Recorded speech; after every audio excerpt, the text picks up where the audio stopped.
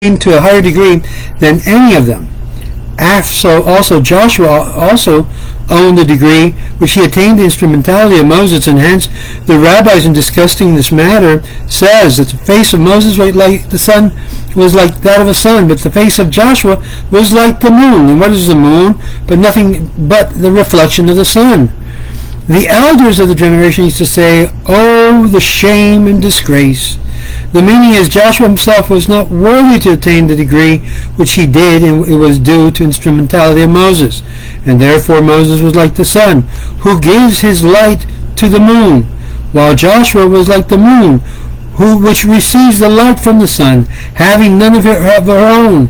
Hence they said, "Oh, the shame and disgrace," that Joshua himself should not have been worthy of the prophecy and should get it through Moses only. In other words, the idea of Moses serving as the actual source of his light, and that light was like that of the moon, which is a reflection merely, and not the actual source.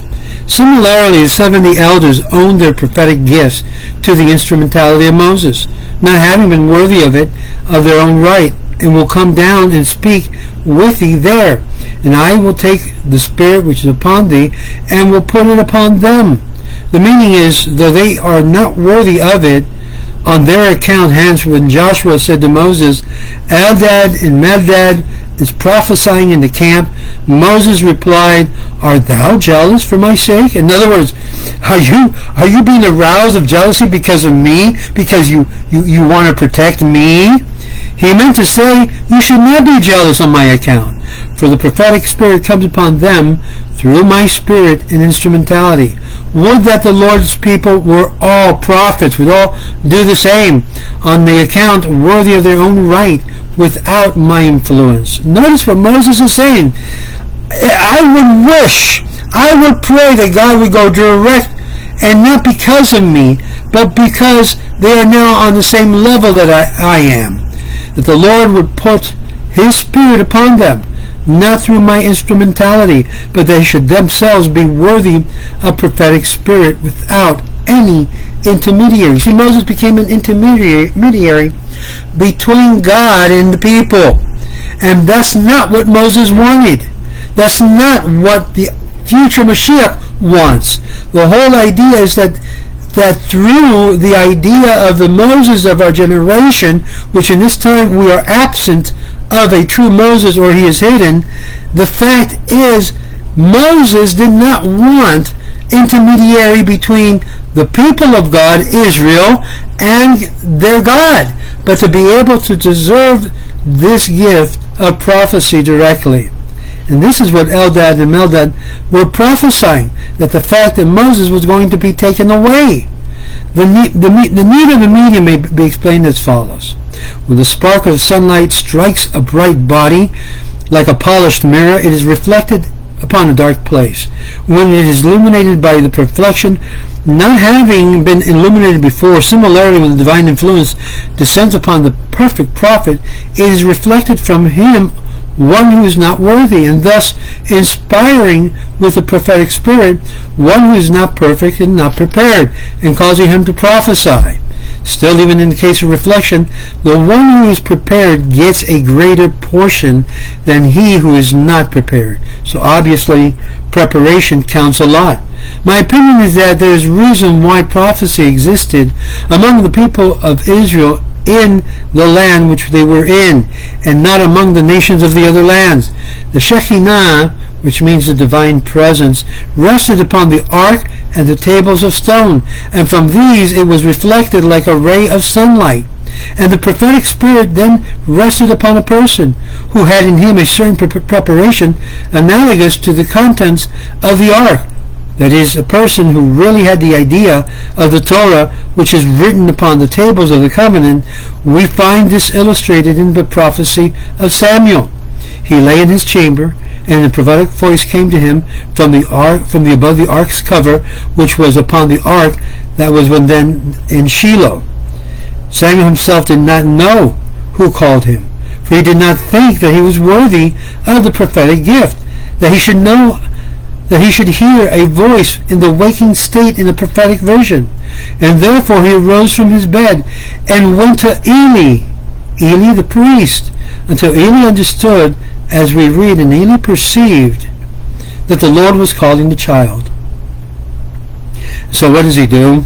The inspiration of this kind, which comes in a way without meditation or mediation of a prophet, requires preparation in the recipient. This is that the recipient must be himself prepared to a certain extent. Divine inspiration of this nature comes only when the recipient has a certain degree of preparation, and upon this is dependent the degree of inspiration which comes to him. The prophetic inspiration, however, which comes through the mediation of a prophet, comes also to a person who is not worthy of prophecy, as it came to all of Israel at the time of the Sinaitic revelation, or it comes to one who is not prepared, and it came to Aaron and Miriam through the mediation of Moses, though they were not prepared for it at that time.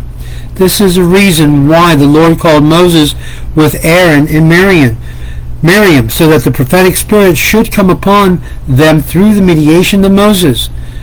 For though they were worthy of prophetic gifts, they were not prepared for it at that time.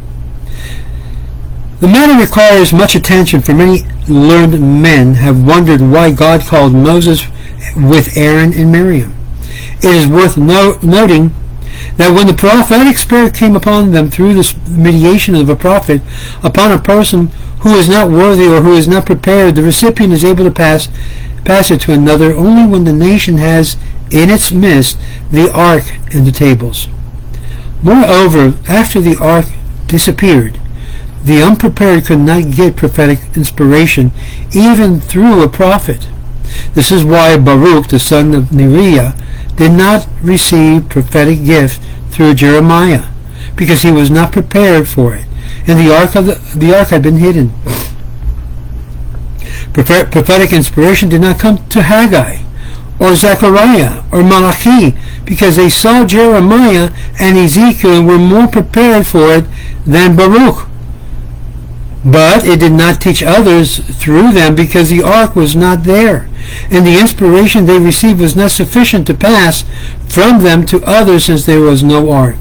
The proof of this is that there was no prophecy during the Second Temple. Let me say this again. Please hear me, those who are watching and studying and coming from a different religious background. The proof of this is that there was no prophecy during the Second Temple period. Though they were at times pious men and good works, more worthy of prophetic inspiration than the men of the First Temple, the reason was because they did not have the ark. Ezekiel could receive the inspiration outside of the land because he had already received it in the land, as our rabbis explained that the verse in Ezekiel, and the word of the Lord came expressly unto the Ezekiel the priest. The word priest is Cohen, the son of Buzi, in the land of the Chaldeans by the river of Shabar. This is construed, they construe the verb chaya haya as a meaning, and it came because it had come before. In other words, in continuation of what was received while he was in the land, he was able to continue his prophetic work. And here we end with chapter 11 with a remarkable expression, because obviously Rabbi Abba does not finish this idea of prophetic inspiration in chapter 11. He continues the practical purpose of prophetic institution existing in the human race is not to foretell the future or regulate the particular matters that interest individuals, such as are communicated by diviners and stargazers, but to enable a whole nation, entire human race, to attain human perfection. And this means to understand and believe in God and God alone. And this is why it becomes so important that those who God is calling from among the nations and wishes to join God's people, the people of Israel, are welcome to do so, are welcome and encouraged by God's very presence to draw close, because the time is coming to an end in which the process of conversions and attachment to the holy people will be ended, and there will be much more difficulties to be able to come and be part of the people of Israel. Interesting, yesterday I was talking about the same topic, about the difference of someone that's basically a non-Jew, who basically decides, you know what, I'm just going to follow 7 universal laws. That's it, and perhaps a little bit more, and that's it. Won't do any more, and hopefully that will get me into the world to come.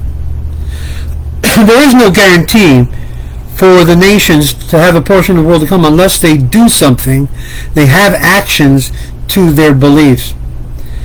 Nevertheless, they are permitted the idea of shituf, a mediator that they can be able to pray to as if it were divine. Why is this important? Because Israel now becomes, as it were, a mediator throughout the whole nations. And what is the desire of Moses and God towards the general humanity? That every single person has a direct connection with Hashem HaKadosh Baruch Hu without the need of the mediator, without the need of a go-between, without the need of a Moses. We just heard this from Moses himself. I would wish that all of Israel would be worthy of the prophetic inspiration directly and not because of me. Nevertheless, there's 2 ways to connect. Either you prepare yourself and be directly connected to God, which takes a lot of work, or you go through Moses and God's people, Israel. You see, there's that collectivity which has the divine presence. When 10 men gets together, the presence of the divine is there. Now, how is that presence removed from the minyan or from the community? When it violates Torah law, when it violates certain particular laws of the congregation. And we talked about this, how certain things can invalidate the very presence of the divine in a holy congregation. Now, I'll talk about that at a later time, but this is what's happening throughout the world. The reason why God dispersed us throughout the whole world was so that the world, the beneficiary of the dispersion of the Jews of the whole world, is not so that the world will persecute the Jew, but that the world will be enlightened, would be blessed, would receive the light of God through the Jews that had been dispersed throughout the world in their different communities and congregation. And this is why when it says when you have a ger among you, refers to the community of Israel, refers to the congregation of Israel, you are to draw them, you are to help them, you are to encourage them. You are to basically teach them the ways of God. This is why there's been an explosion on such a level throughout the world of people wanting to become Jews. Not B'nai Noach. B'nai Noach is a stumbling block for those individuals that from the very beginning have said and stated, I want to be Jew. I want to be, and I feel that I'm Jew internally. This is why the quote-unquote Noachide movement is a stumbling block for those individuals wanting conversions, wanting to be part of the people of Israel. It is the same type of stumbling block that even the religious extremists in Israel who are trying to put a stop to what God is doing in the world, in front of the world, to stop the movement of so many people converting or designing a conversion. You see, what's happening is that the presence of God is moving throughout the world. This is completely not refutable. It's not an argument. It's not an issue of if he is or not. The countless hundreds of thousands of people wanting conversion is an indication that the presence of the divine is working upon the hearts of those who he has called to come closer, many of which are coming from the Spanish community. And it is the Spanish community that is receiving the most blunt repression, oppression, and rejection from the Rabbanut of Israel, who has no but beings recognized in these lands, in Spanish lands. Interesting enough, Rabbi Ovadia Yosef of blessed memory, the previous Rishon LeZion, made it very clear that if anyone were to convert from Latin America, he or she were to assume to take the Sephardic customs. Why? Think about this for one reason. Why would someone who has been repressed, oppressed, rejected, even by the Rabbanut, who has a very nasty policy, and I'm saying it here publicly, has a very nasty and racist policy towards all Latin in Latin America, and yet they know, both Israel and those who have investigated the issues of the Anusim know that 25% of all Hispanics from all the Spanish lands have some type of connection of Jewish heritage because of what happened in the Inquisition. And they had children, their children had children, their children had children, and therefore they blossomed in the foreign lands and began to taking the customs of what was not their father's customs. And so you have approximately, and I made this indication the other day, and people, when I posted it up on Facebook, they go, what do you mean? Yes, what I mean, there's 600 billion Hispanics throughout the world.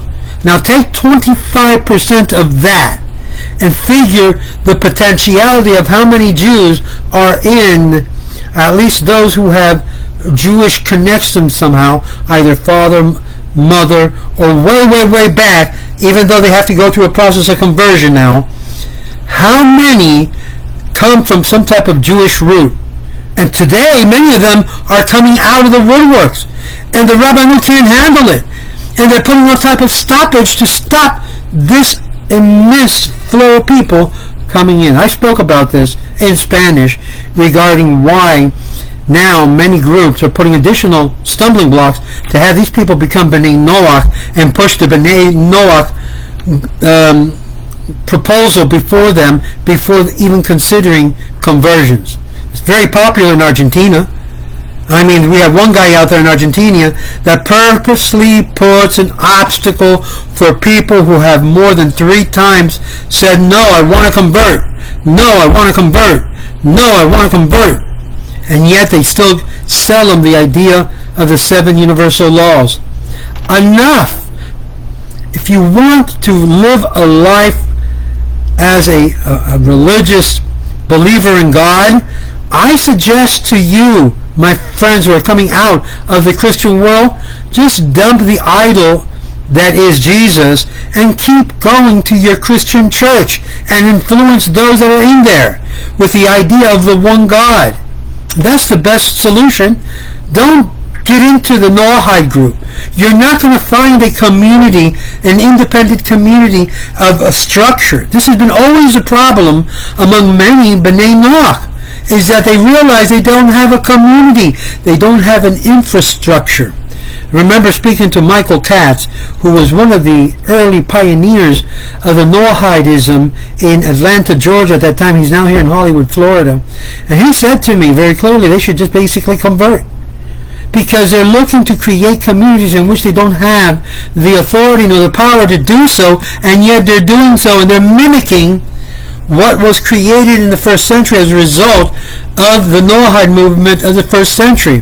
What was it? The Christian church. If you read in the book of Acts, those of you who are Christian, you'll read that there were only 4 summary commandments given to you.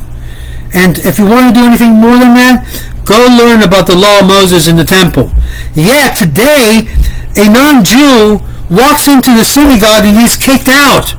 Yes, my friends, horrendous. Well, you're not supposed to be here. What are you doing here? Now, not all synagogues do that, by the way. Not all of them. And I know a lot of them that doesn't. They will ask you why you're here, what's your purpose of being here. But in the great majority of synagogue, they look down, nasty. They look completely as if they're upset. And I'm saying to myself, what are they doing? Don't they realize, don't these rabbis realize that God's bringing people to them in order to makarv them because they have a Jewish soul? And instead of bringing them in, loving the ger, loving them, they push them out with both hands, and then they kick them in the tuchas with their feet. This, my friend, is a big sin that the Jewish people will eventually have to pay for with their own lives. And this is the reason why we see the rise of anti-Semitism at the levels that they are at. And we can't understand this experience we call anti-Semitism, but when we see the correlation of how we treat those non-Jewish people wanting to come in and be part of the people and the mistreatment of the Gerim, you understand that they cry to God? In Texas, I'm going to pick on Texas, since it is the center of a lot of conversions, halakhic Orthodox conversions, which many synagogues in Houston, Texas, kick out. They don't recognize, unless it's basically authorized by the Rabbanut, a political instrument created by the state of Israel with the religious victim to commit horrendous crimes of discrimination and prejudice among the Hispanics in particular and blacks in secondary. And this was shown in a report that the OU put together regarding their conversion, why certain groups of minority are more rejected than others.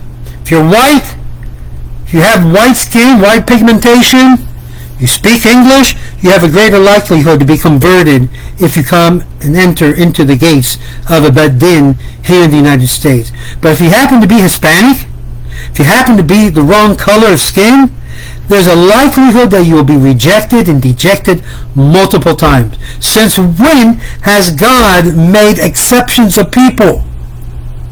When has God discriminated the heart of mankind wanting to embrace God and God's Torah and God's commandments to be part of His people? Since when has that happened? As a matter of fact, we can argue that most of the Israelites of the beginning time period, a lot of them were not white, pink skin, very, very Ashkenazic looking, very Anglo looking. Just the opposite. If you look at the people of Yemen, if you look at the people of Saudi Arabia, if you look at the people of the land itself, they're not white people. In Spain, of course, they were white. And then you ask yourself, why the discrimination? Why the two standards of judging a person who comes before a Beit Din saying, I know that the Jewish people have suffered so much wrong, so much oppression, so much persecution, so much rejection, and yet I don't consider myself worthy, but I want to be Jewish. And then afterwards they make them double the sons of Bilal, of Baal, of the devil. Because what happens? Oh yeah, we welcome Baruch Hashem, Baruch Haba, welcome to Kolal Israel. You have received a kosher halakhic conversion. Now you're a Jew. Oh, thank you, Rabbi, thank you. And then they come into the community. Oh, you're not Jewish. You're a convert. You're like, and it destroys the feelings, the emotions, the connection that person who entered into the community with such a devotion and love towards God and God's Word, you destroyed it in one swoop. Oh, here's a good one. Aventura has an incredible synagogue. Incredible synagogue. A synagogue that is full of proselyte or convert haters. How do I know that? You walk into the main hall of the synagogue.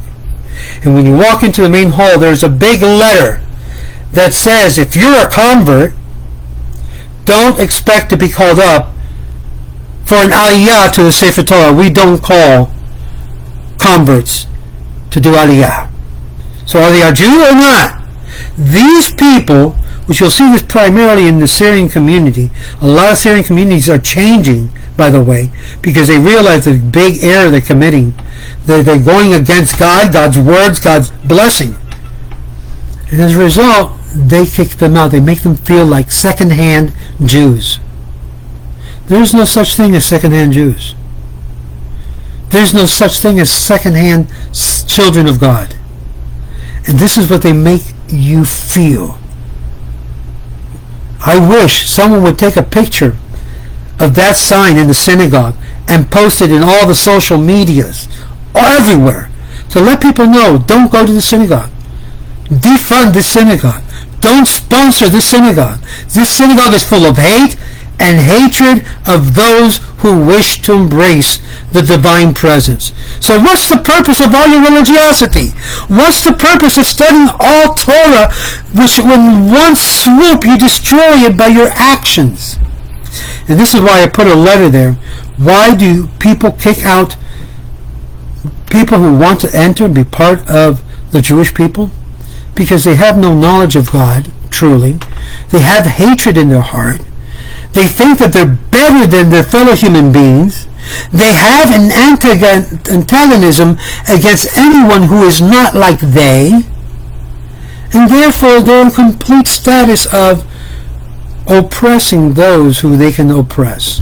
And this is why one of my purposes is to educate those individuals who are coming into the Jewish fold and are wanting to embrace Judaism, that you should know your rights, that you have a right to be converted. Interesting enough, Rabbi Soloveitchik, a blessed memory, put together a treatise regarding a convert has a right to be converted.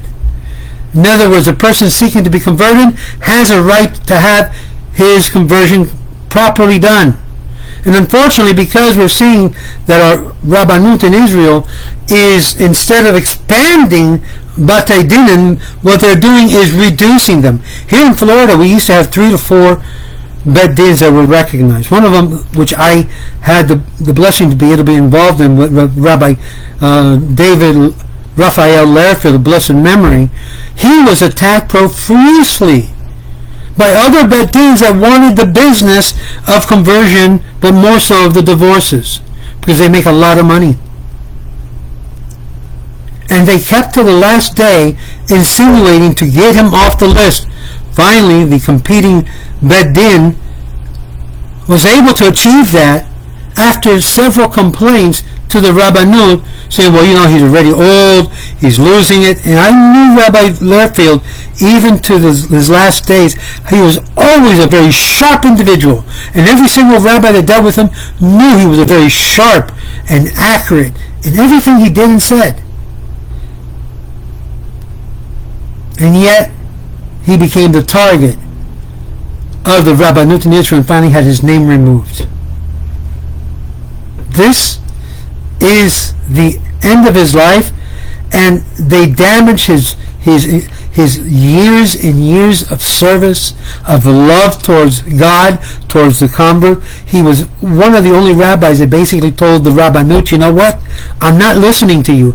I am going to convert people from Latin America.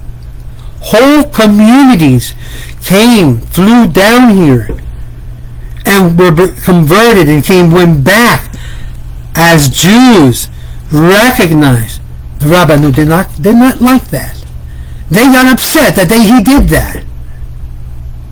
Then we had another rabbi, that Rabbi Lehrfield, told me, everything that this rabbi does, I support. It is as if he is me. Who was that rabbi? A nice Hasidic rabbi, Yidel Stein. Yidel Stein, he apparently retired recently of doing this, but Yidel Stein went to Cuba. Yidel Stein went to Cuba, along with some other rabbis. And Yidel Stein understood what was taking place in Cuba, that many of these people were of Nusim, or of Jewish descent. When you deal with a Cuban, most likely you're dealing with someone who has some very strong connection with some type of Jewish heritage somewhere. Yidel Stein went to Cuba, and he went over there, converted 100 Cubans, halakhically, not recognized by the Rabbanut.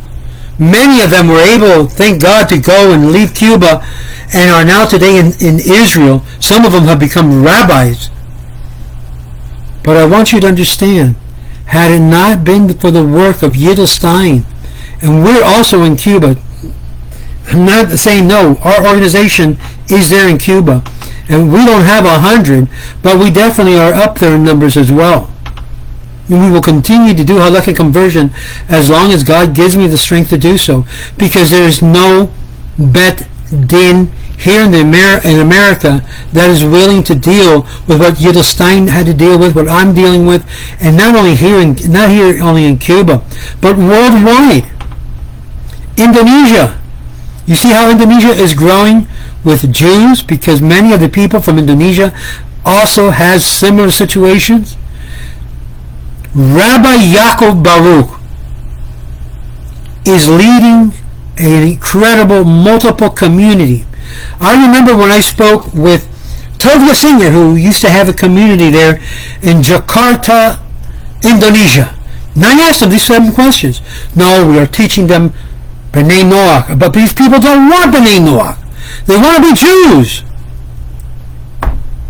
Then we had another rabbi close to Indonesia saying, no, our Bet Din is the only one authorized to deal with conversion in Indonesia. They didn't lift up a finger to help. As a matter of fact, they put stumbling blocks when they built a mikveh and said, we will only give that our blessings if you do not use it for conversion purposes. And my advice to Yaakov at that time was, don't do it. You lock up the mikveh for only the purpose of this. Yes, you should have multiple mikvaots in Indonesia, both for the women and also for conversion. And Baruch Hashem, he listened to my advice, and Indonesia is growing in leaps and bounds as a result of just listening to the words of Torah and of a person who have been involved in all of this for many years. And who do I blame? I blame my ex-brother-in-law for getting myself involved in all of this. I blame him, because he saw from the very beginning what was going on. He says, you need to start teaching them in the language of Spanish, because there's no one interested in teaching Hispanics here. And lo and behold, now we're seeing a whole plethora of rabbis teaching online in Spanish, in English, in even Portuguese, Italiano. We have Rabbi Di Mauro. We have so many rabbis that have jumped on board on our halachic Bet Din, that it's an incredible family of rabbis whose heart is to help the Gerim, to help those who are converting. You have to have understanding of what Rabbi Albo is saying regarding foretelling the future, and not necessarily just to deal with issues. This is a human race issue. This is a something beyond your wildest ideas. Well, I'm going to stop here because obviously I've got to get to work. But I want to thank you for allowing me to share this portion of Rabbi Albo's, the variation and differentiation of different prophetic inspiration. Shalom, shalom, and remember, be part of the Ways of Israel. You can join us very simply by downloading our membership application online and submitting the minimum fee, and or you can also donate directly via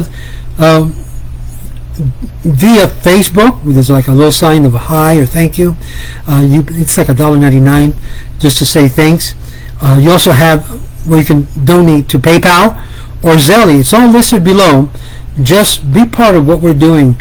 We expect great things in the future for what God is doing. Think about that.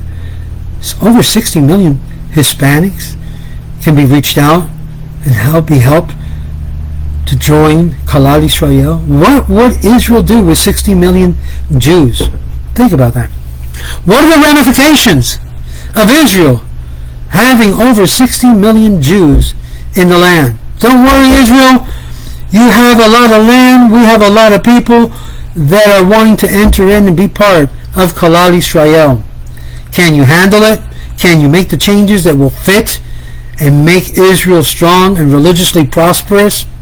That's the challenge for the leadership in Israel to determine.